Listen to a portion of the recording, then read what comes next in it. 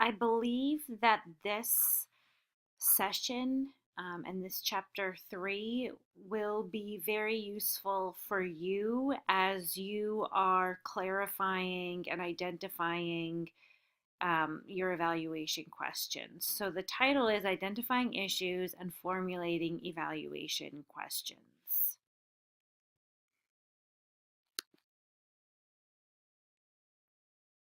The major sections that will be covered include what makes a good evaluation question, determining the specific questions the evaluation should answer, collating evaluation questions, and setting priorities.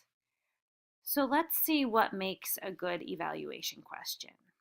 And I do consider this somewhat of a checklist. And when you determine your potential evaluation questions, you may want to use this checklist and run through it to ensure that you actually have determined good evaluation questions.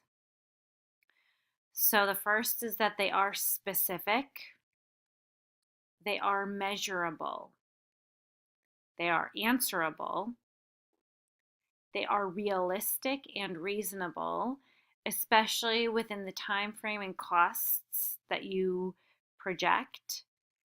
They are appropriate to local needs or to the client's needs, and they can contribute to knowledge development. That's more of a second order criteria. Continuing on in terms of what makes a good evaluation question, um, this is related to if we saw the section here or the aspect that they are measurable. That's related to what we saw in the first chapter, and I mentioned you'd see again, which is the logic of evaluation. And if you recall, that included setting standards and criteria.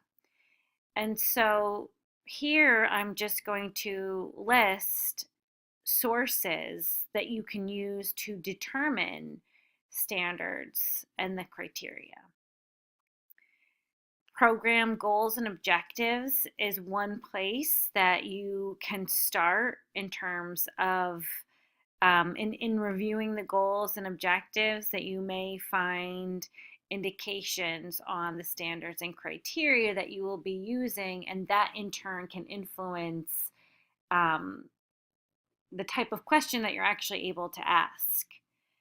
Um, Also, the needs or wants of the target population, past performance levels or prior trend data, pre-intervention performance levels can provide insight into the standards. Certainly, legal performance requirements, administrative performance objectives, performance of similar programs or units within an organization or multiple service providers of a certain program, say a feeding program or a Head Start program, performance relative to costs, and ethical judgments about what is needed. A standard, as you may be familiar with, can be absolute or comparative. And so I should have put in bold here as well, absolute, in that the absolute standard would be, for example, children must read at a third grade reading level. It's an established absolute standard.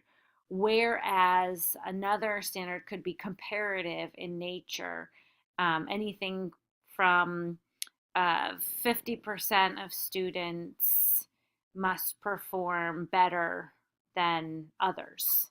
That's a weak example, but I hope that I think,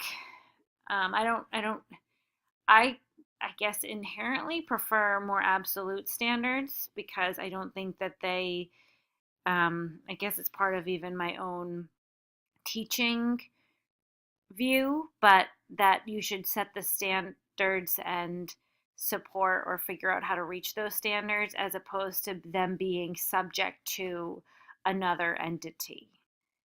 But it depends. It really depends on the nature of the work. Determining the specific questions the evaluation should answer. So moving even more in depth in terms of really figuring out what the questions are, and you may choose to use these approaches for your own. I encourage you to try to use them for your own evaluations. But the first would be the evaluation sponsor, maybe a client or a government entity, and the program stakeholders. So you would literally ask them, or as defined in a statement of work, ask them why the evaluation is needed.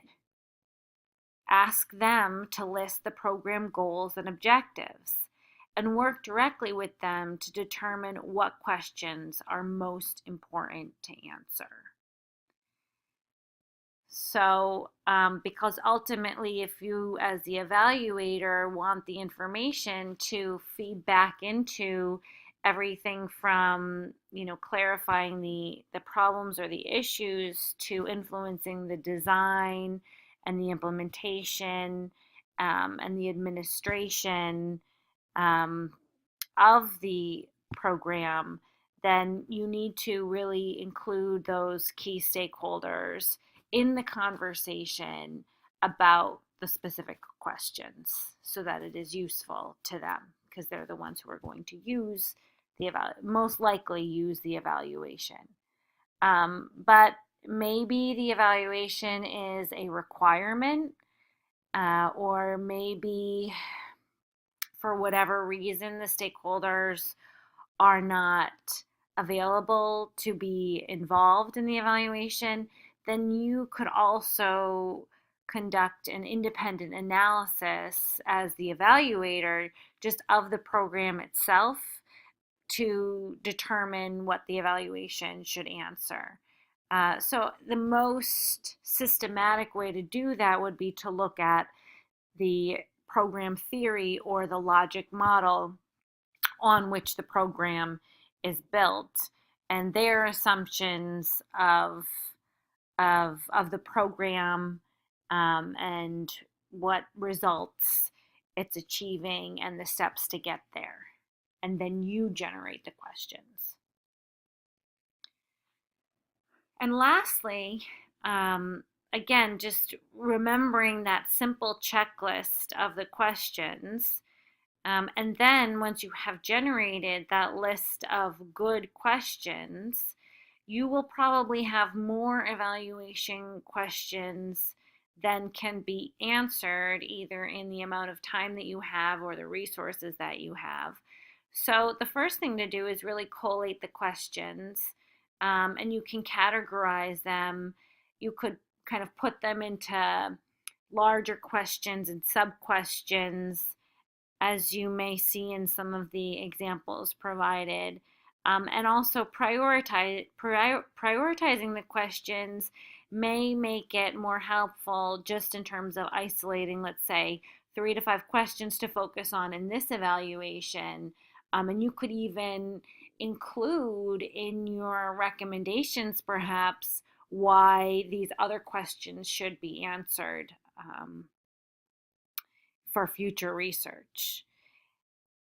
Definitely eliminate in other words, eliminate the lower priority questions for the purposes of the evaluation that you're conducting, because it's important to remember, again, that the high priority evaluations questions are what will lead to the utilization of the evaluation, since they were the ones that you came up with either with the stakeholders or through your own analysis.